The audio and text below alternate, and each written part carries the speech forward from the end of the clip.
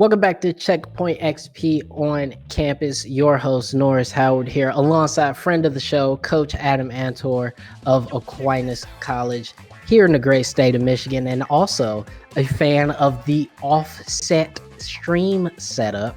I am a big fan, if you cannot tell. But Adam, thanks for joining us on this episode of Checkpoint XP on campus.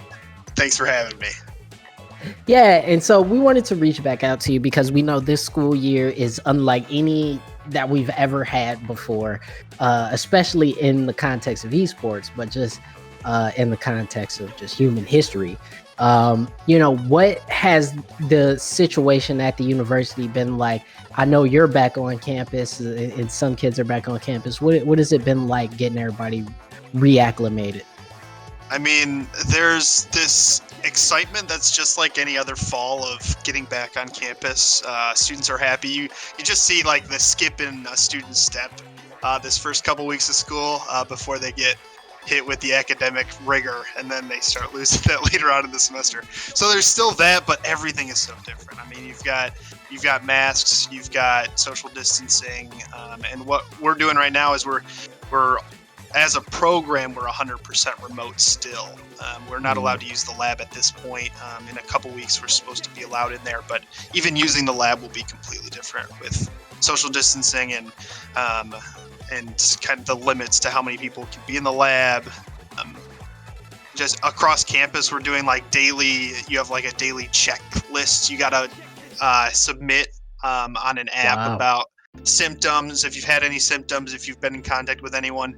I mean, it's intense, but I would say that I've been really impressed with the admins and what they've decided as a college to get us back on campus. But I guess we'll see if it'll work in the next couple of weeks. Yeah. So what is it?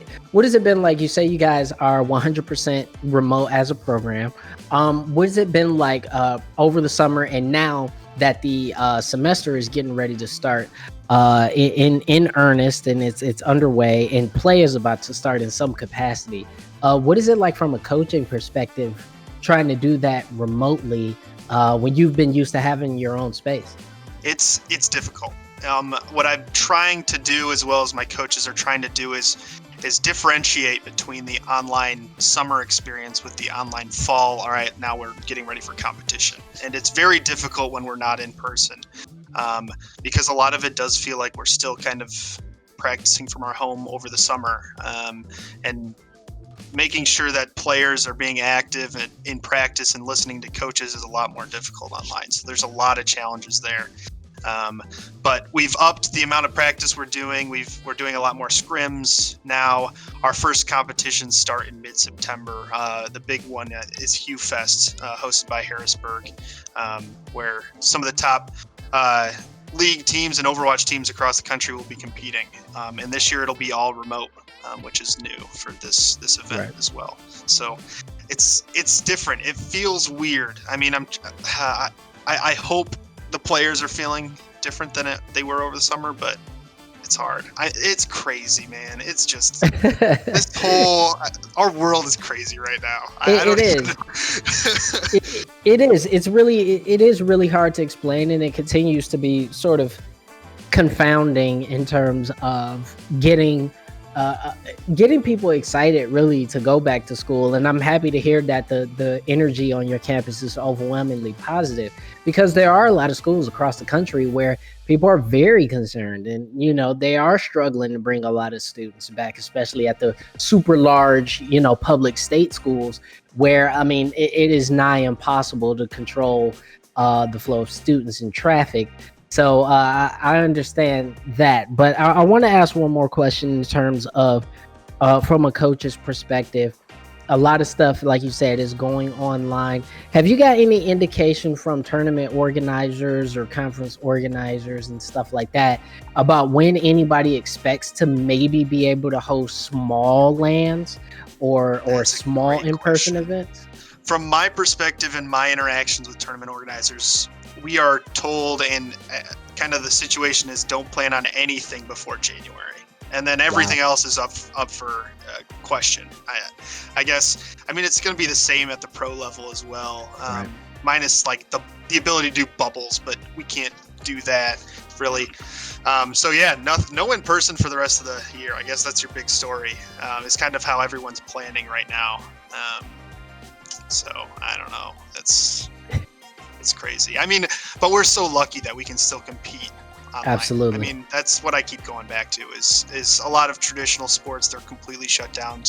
Student athletes aren't getting any experience at all, whereas we get to kind of keep things going a little bit. So yeah, I don't know. Yeah, have you heard anything from other people about? We haven't heard anything. What we've heard is close to the same as what you've heard in terms of all of our research, saying, hey, listen, outside of League of Legends and Overwatch doing bubbles, essentially bubbles for their professional grand finals, yeah, everybody's online. We're not hearing much of anything beyond that as well.